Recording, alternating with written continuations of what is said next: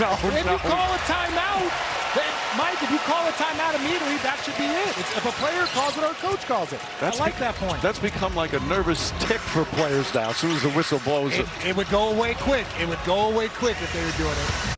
You know, when we say something's the take of the year, we're not just out here just blowing smoke. No, it's a great take. Exactly. It's a great take. Take of the year. I had a feel. I was like, you know what? It's very rare that I think of something and I'm certain, A, people will like it, and B, no one has said it. Because there's so many shows, so many podcasts, so many anything, that you always worry, like, am I the third person to say something?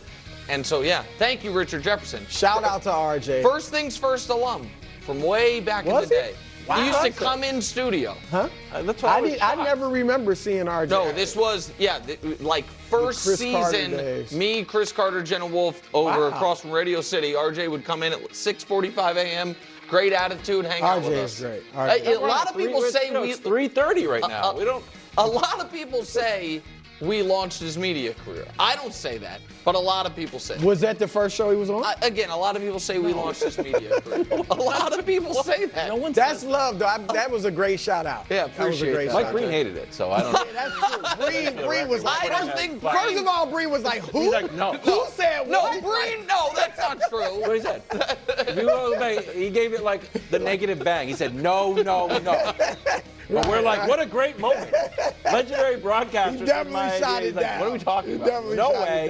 It's a bad idea. Well, dudes, it should happen, Nick. It's ridiculous. It's just too much. It's just too much. Reigning take of the year. Reigning take of the year. Well, we still have a lot.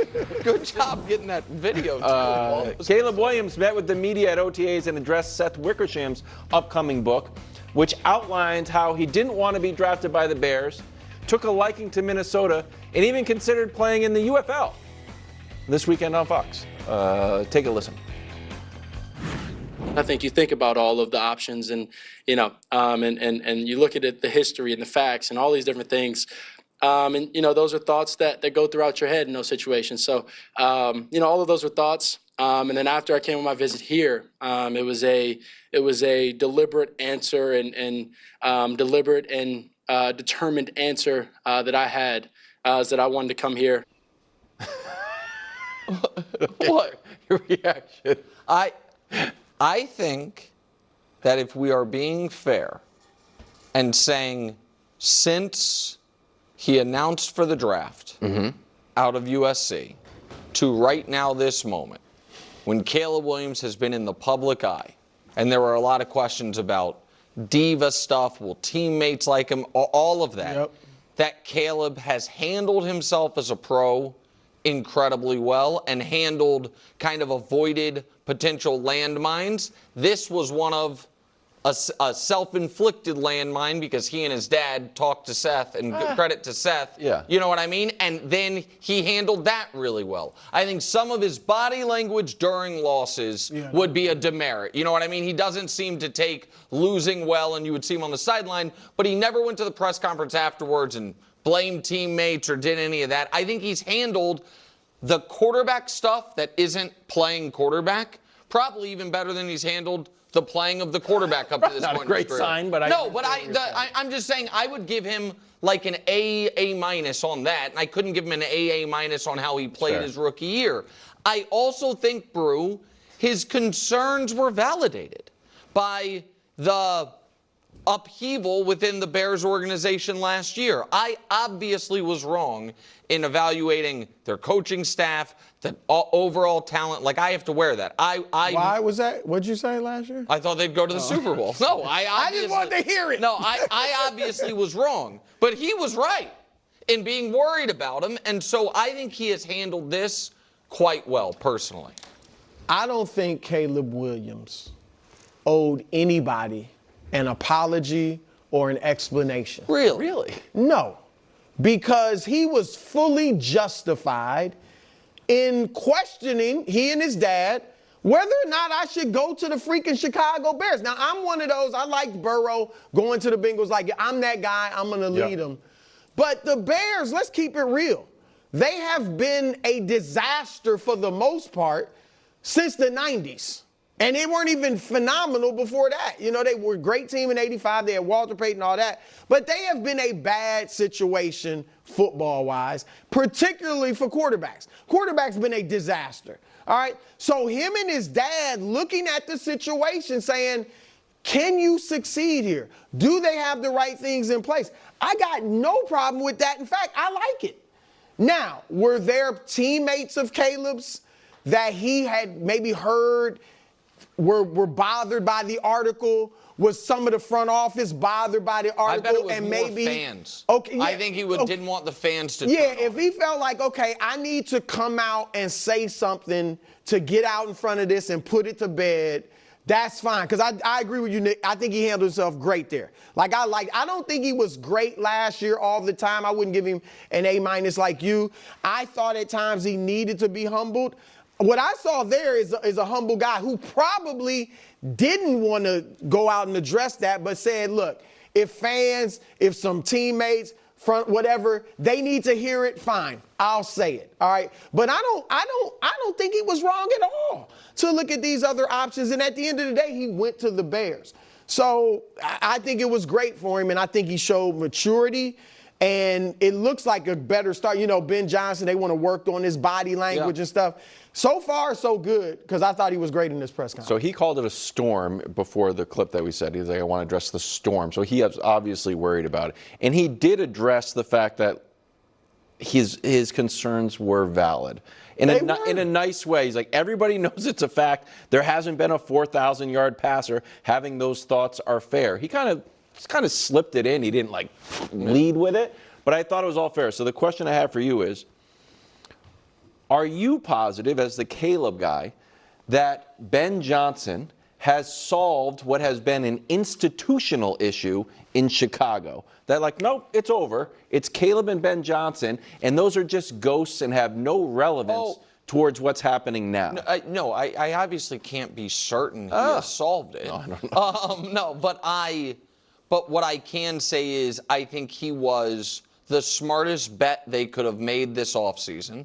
I would have said, I'm sure they've solved it if a year ago, before when they were drafting Caleb, they had hired Jim Harbaugh, because there's proof of concept. Yes. He knows how to be an NFL head coach. He was a quarterback. He's gotten the most out of his quarterbacks everywhere he's gone. Yep. This is, to me, a very smart bet, but it is still a bet.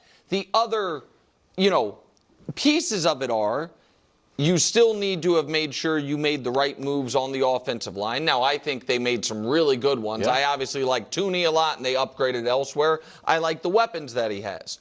Your skepticism, which is also mine, which is, hey, Ben Johnson, we know you're a brilliant offensive mind. Will you be a brilliant head coach? Those are not always the same thing. Right. But you'll almost find out what you need about Caleb just from the offensive brilliance of Ben Johnson. If they blow games, bad at time management, stuff like that, sometimes I don't blame the quarterback for that. I'm like, okay, well, the coach is a dope, but quarterback's playing really well. And so I think that this is the best situation he could be in now, bro. Yeah. It's solved. Now, I don't know that Ben Johnson will be great. Josh McDaniels was a great OC, right? I don't think he had a great quarterback, if I remember correctly, in any of his stops. But you got the best guy out there, right, that we think. It should be. Look at the players, though. It's not just they bolstered the offensive line.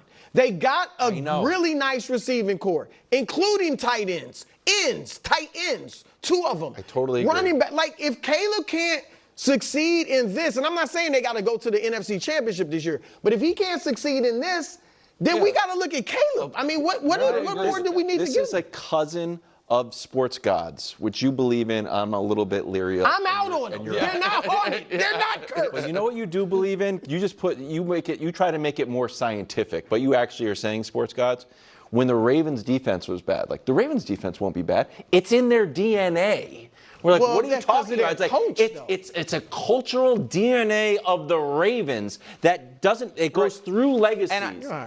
It's the opposite of that with the Bears quarterbacks. But you can't. There are all sorts of reasons it should work, But it just doesn't. And there's all sorts of reasons the Ravens. Hold on, but it just that's will. Who if they had on Caleb's So let me say two things. Give us 1 minute here, Dust. The other thing is this. There isn't any quarterback prior to this that it should have worked. Right.